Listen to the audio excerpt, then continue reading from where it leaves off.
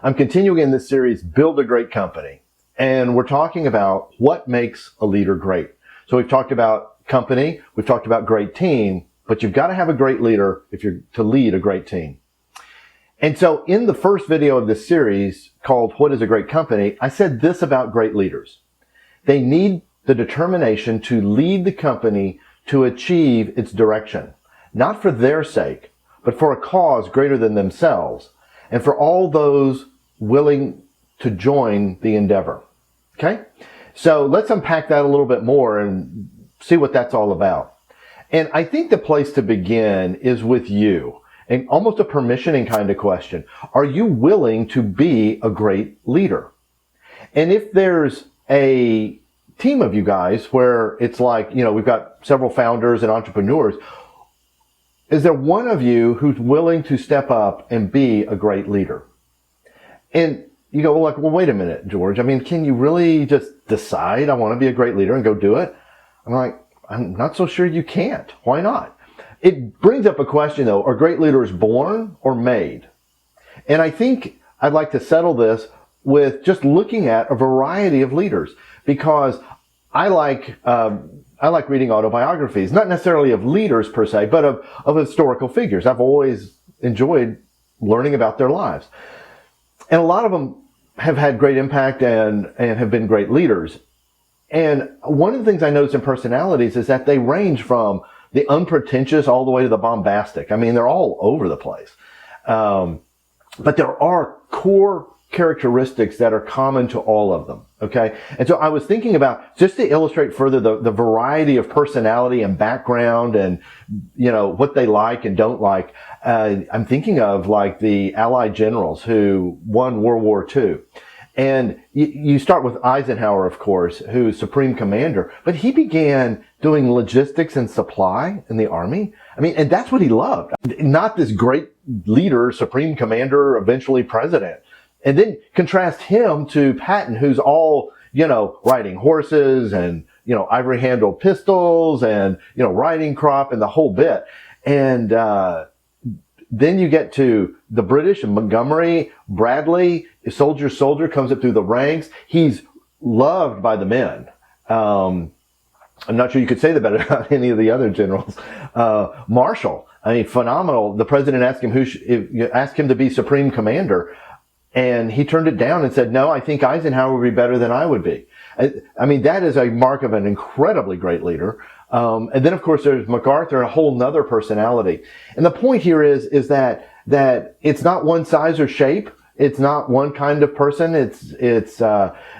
Great leaders come from all kinds of backgrounds, all kinds of personality. They're cut from all kinds of cloth. But there's certain things they all have. And one of the first things is they need determination. They know what's at stake. They are very competitive, all right? Ambitious.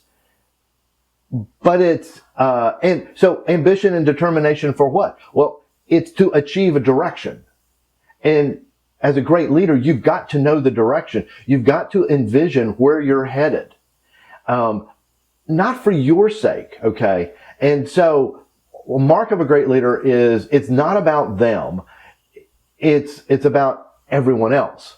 And so, what you need to understand about that is you can't necessarily look on the outside and figure that's what's on the inside. Because the outside, they may be projecting an image to achieve a certain end. Patton was great at this. He would do this all the time. And in fact, there's this famous line where one of his aides says, General, the men don't know when you're acting and when you're not. And he goes, it doesn't matter. What matters is I know when I'm acting and when I'm not. And so he'd put on a show to create a certain effect. And he was very successful at that. The key here is that great leaders rally all to a greater cause to create an impact, like make the world better. You believe in, we're going to change the nature of service in America. We're going to do this. We've got these, big ideas, and we're going to go do that. Another key is that they never lose sight of those who join them in the endeavor, who work hard, who make sacrifices. So in companies, that's going to be the employees, okay? And I'm fascinated. I've worked with great leaders, and I'm fascinated by their touch with every employee, regardless of rank, regardless of position, regardless of contribution, honestly. The genuinely good people, they spot and they praise. And here's what can fool you about a great leader, is that they're humble. And one of the ways that manifests itself is they give credit to others. They're rarely heaping credit onto themselves. They're talking about what others have done for the cause, for all these things. And even if it's the, lowest ranking employee to the highest ranking employee, they are crediting them for their contribution. And this can be misleading because you go, oh, well, they could appear weak. Sometimes that can look weak, but in fact, they are ambitious. And so you have this driving engine of ambition, fierce determination to succeed. They are nothing close to weak. So you got to go, well, what happens to their ego? I mean, these people, to be supreme commander of all the allied forces, you've got ego, okay? To be president of the United States, you've got ego, all right? Because you believe, I can do this, all right? Well, they take their ego and they redirect it into the success of this case, the company, rather than their own advancement. And so in other words, they know, look, if the company does well, I'm going to be fine. Okay. So this becomes about the company. And that's where oddly, there's this paradox really of humbleness with fierce determination and ambition. So all of this reminds me of Moses. You've probably seen the Disney cartoon. We've certainly all heard of him. And he's considered by many faiths to be one of the greatest leaders ever in history. Perhaps you've seen Michelangelo's statue of Moses. It's in Rome in a church called St. Peter in Chains.